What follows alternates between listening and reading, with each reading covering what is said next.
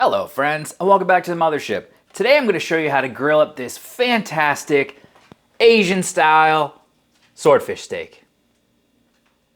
Let's get started. First things first, let's get a little marinade going. Got myself a Ziploc bag and I'm going to start off with some soy sauce. For some sweetness, I'm going to get some brown sugar, some sesame oil, a couple cloves of garlic, nice and minced up, about a tablespoon of minced up ginger. And then I'm also going to use the juice of an entire lime. And then last but not least, a little bit of black pepper.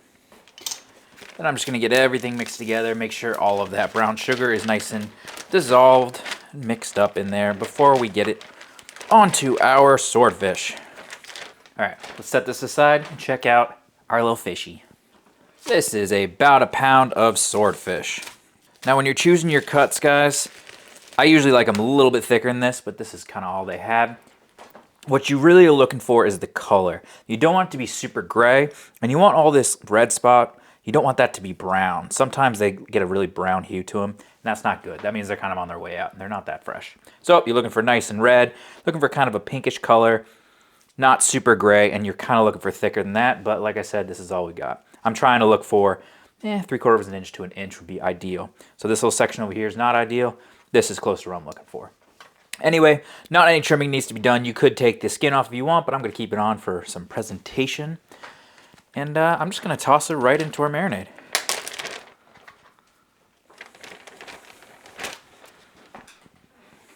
Now, just like all of our marinades, guys, you know the drill. We want to get everything nice and coated down in our sauce.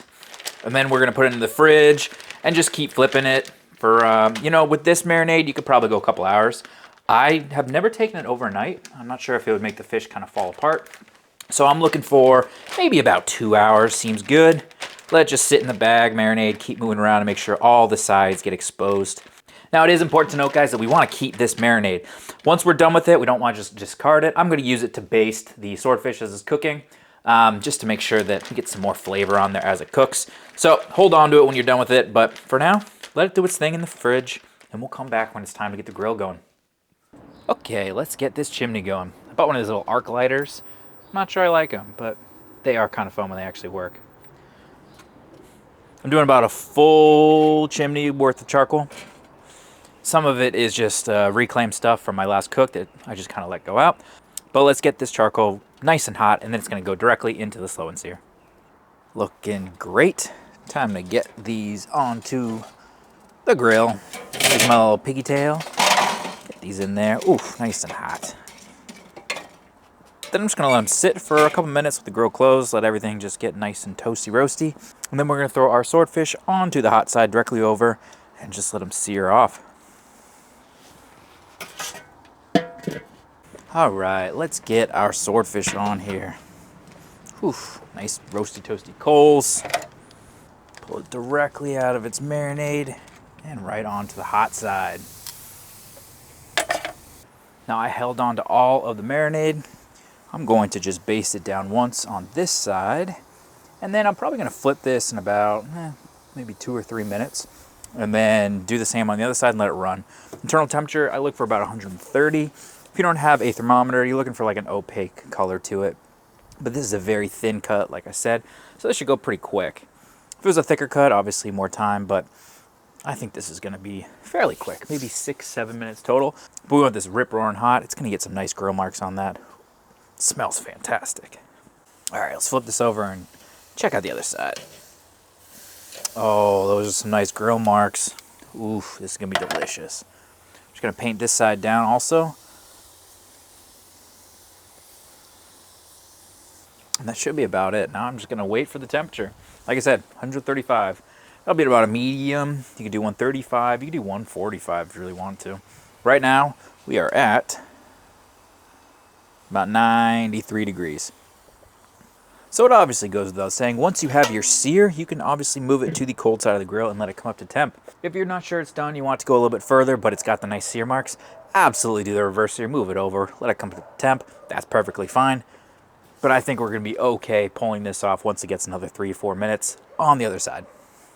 Now this swordfish steak took only a couple minutes to cook, maybe about 7 or 8 minutes total. We had it on the hottest side of the grill, just getting nice grill marks on either side. Cooked it to about 130, like I said. With carryover, that'll be probably about 135.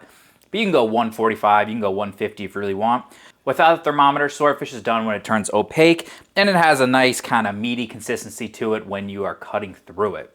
Once you've done it once, you'll know what I'm talking about. This marinade has everything you want for an Asian marinade. It's got ginger, it's got soy, it's got some brown sugar. It's really, really good smelling, and I think it's gonna be really, really good tonight. This is absolutely not a difficult cook to do, guys. You can do it home on your grill really easily. This is one of those cooks where you can get home, toss into marinade, in an hour or two, throw it on the grill, and be ready to go. But as always, the proof is in the pudding, and I really, really am hungry, and I really want some fish. So let's see what we're working with, guys. Here is some swordfish. Looks great, perfectly well cooked, some good grill marks on there. You can really taste that lime, that soy, that ginger. It has a really good flavor to it. It's not overly sweet, it's not too tart. It's got all kinds of complex flavors on there. And then the bite of the swordfish really makes this a good cook. If you guys never cooked swordfish before, I highly recommend giving this recipe a try. It's not overly fishy, it's a really good cut of fish. If you're not into salmon because it's super fishy and you're not interested in doing tuna, I highly recommend giving swordfish a try. It's a lot more like a steak than you'd imagine. But I would be super interested to know in the comments below, do you guys cook fish at all? Do you smoke them? Do you grill them? What's your style? You're not into fish? That's fine too. I'd be really interested to know. As always, guys, YouTube stuff, like, comment, subscribe, all that shenanigans. Makes me feel super warm inside, but most importantly, cook some fantastic, and I will see you on the next barbecue.